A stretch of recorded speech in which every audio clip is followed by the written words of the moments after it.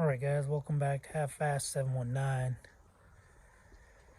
This is probably going to be, it'll be a one-part video, but done in 2 different days because something I'll get to in a second. Anyway, we're going to be installing some far from stock upper control arms on this beast. You guys seen another video, you'll find out how I got them. But anyway, so this is my kid's 1993 D250 Dodge diesel Cummins D for, I don't know, 2-wheel drive. Anyway, as you can see, those ball joints, this is a factory control arm. This is the second set of control arms. The original control arms I screwed up. I thought that ball joint pressed in. Well, it doesn't. It threads in. So the stock ball joints or upper control arms, I kind of messed that up by pressing it out and pressing a new one in, and then the ball joint just fell out. Well, turns out I bought new control arms. These are an OE replacement, not, Mopar or whatever. And I stuck the ball joints on, and turns out that the new upper control arms, the ball joint just fell out on its own without me doing anything. It had new ball joints and new bushings, and the new ball joint just popped out. Well, it turns out because we have the leveling kit, because of the angle of that ball joint and everything, these don't stay in, so I ended up TIG welding just a little bit, like 3 little spots, basically, back, front, side to side, so maybe 4 spots. Anyway, and they're staying in. However, the ball joint itself is maxed out to its angle, and I don't know. Anyway, so far from stock, I was going to end up making my own control arms, and far from stock company, they ended up making some control arms. So this is a box of parts. As you can see, they have a far from stock sticker thingy on there. Comes with a couple far from stock stickers, blah blah blah. But let me get to that box. But anyway, somebody on the YouTube purchased a set. They got lost. Far from stock, filed an insurance loss. Whatever happened, and then they sent them a new set, and the new set got lost, and far from stock claimed an insurance thing again, and sent him another set. Well, he received this third set, and just so happened these two pieces right here are the only pieces that arrived from either the first or second set. And this is what he got in one of those sets that insurance claimed, whatever. So we have one set of bushings and a sleeve, and then nothing, and nothing. So I ended up contacting Far From Cheap, I guess we can call it, and ordered the bushings and sleeves. I didn't know at the time that it came with one set of sleeve and bushings, so I ended up just ordering all 4. So it's 8 bushings, which I'm gonna grease. And it's weird that they don't have any Zerk fittings or anything. So yeah, basically one of these sets we're not going to use. I did contact Far From Stock about the sleeves, the diameter, and I was just gonna buy some, but I think it cost more for shipping for these parts, for the bushings and sleeves, than it cost for the parts. I think it was like $36 or something. I think these were like $3 a piece times 8. So what was that? 3 times 8, 24. 24 bucks for these, and then these were, they said they were 8 bucks, so 8 times 4 is 32 bucks. So, and then it was like 50 bucks shipping, so whatever. Anyway, so one set we're not going to use, so just have an extra set on hand somewhere. Anyway, you can see there, they got a little scratched or beat up, whether shipping to him or whether shipping to me. But I paid 200 bucks for the arms. Far From Stock wants 650 bucks, plus their shipping is probably another 100 bucks or 200 bucks, knowing them, because they ship everything, whatever. But anyway, yeah, so I got them for 200 bucks, plus these were like 70 something bucks total. And then I ordered ball joints from the Vato Zone. And yeah, so it's supposed to be a like 85 to 89 Chevy C20 ball joint. This is the part number right there, FA681 for the ball joint. So as you can see, I got a ball joint here, brand new, sealed. Then we go to the next ball joint, and again, good old Vato Zone failed us again. Anyway, part number, see, package is cut, not by us, not by somebody, however. Wife sent me the pictures, as you can see.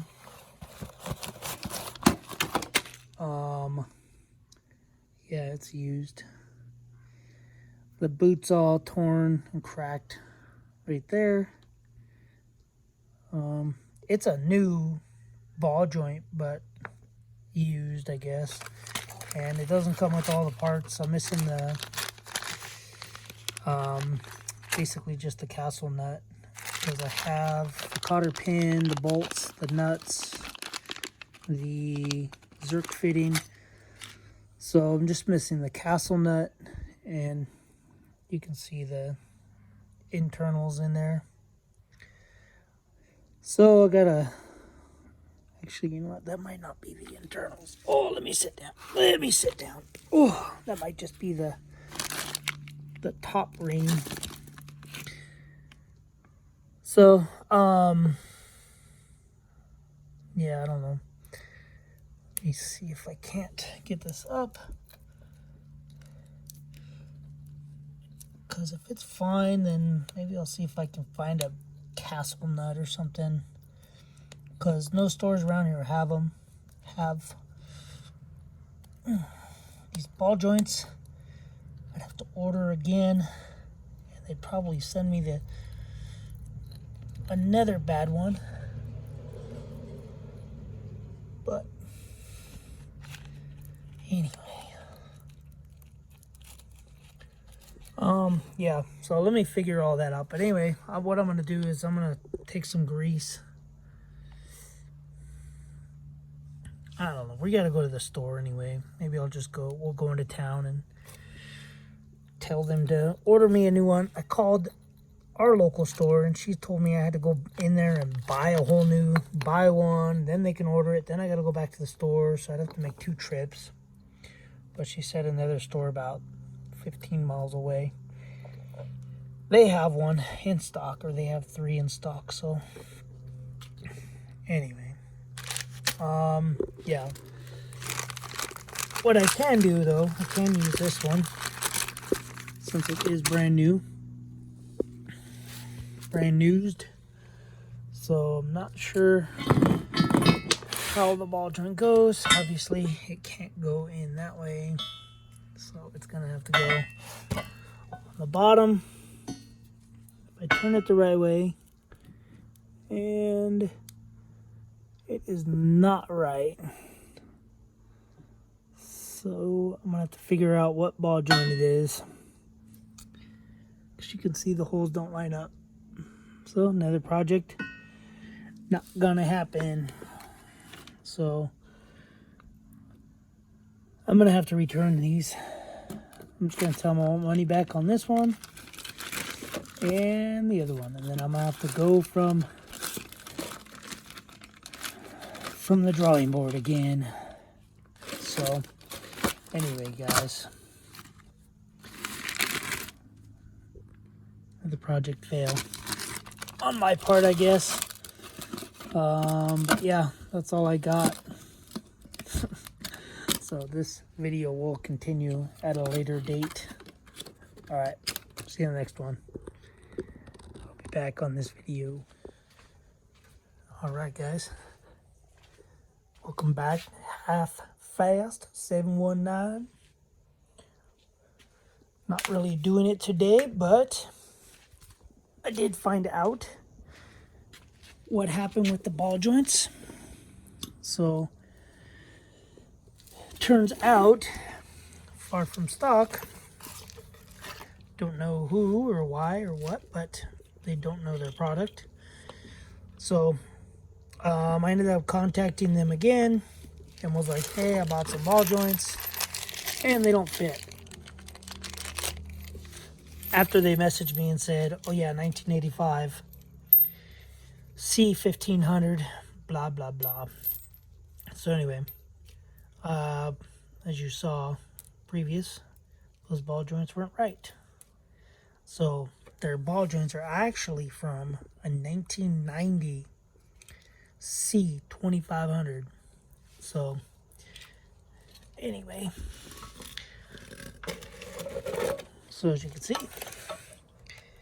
the holes line up. Everything is good.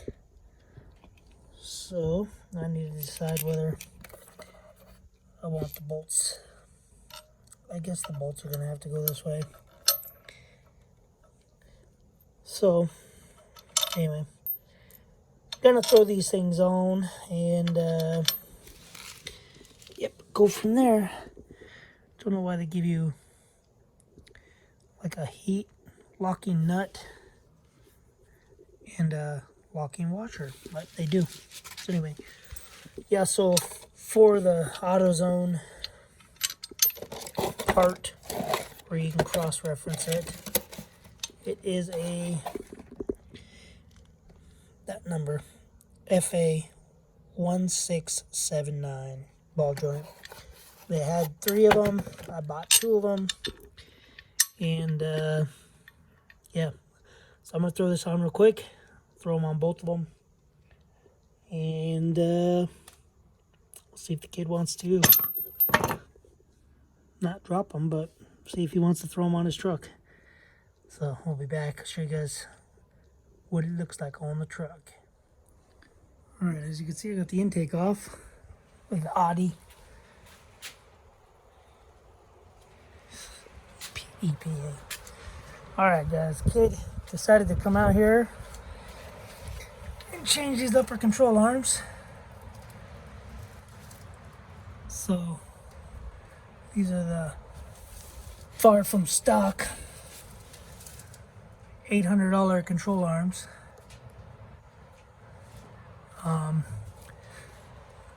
You guys know the story how I got them. If not, rewind. But anyway, we got bushings greased, installed and greased,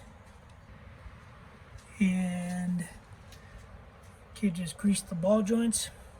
By the way, these ball joints are not for a 1985 C20 or C30. These are, if you're having problems with your ball joints on these far from stocks, these are 1990 C2500. So 3/4 ton Chevy 2-wheel drive upper ball joints. So that's how I mounted them. That's how I installed them with the bolts up. Because as you can see, if this bolt was down, it might hit the knuckle.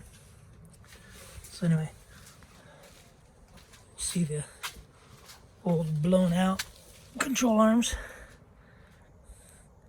There's the ball joints. I remember I did have to weld these into these arms. Both is dim. You can see the bump stops. That's why I ordered new bump stops, because I knew this thing was bottoming out on the bump stops. Sure, on that one's not too bad, but whatever. So the ball joints don't have much play. They're just as far out as they can be. So they still feel good, but boots are shot. They are what they are. So we might have to mess around a little bit with camber.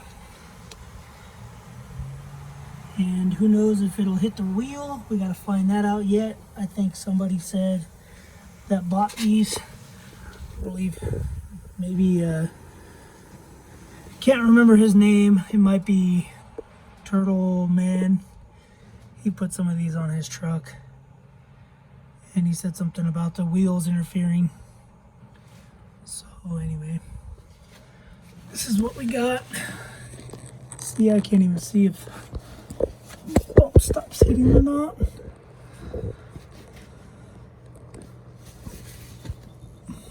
Yeah, it feels like the bump stops hitting, but we still have to roll the truck back. Anyway, we'll keep you guys updated, let you guys know how it rides. Once the kid throws the wheels on there, maybe we'll go, or he can go take it for a drive. See if it's worse, better, same. Anyway, that's all we got. So far from stock. More like far from cheap. Or far from reasonable.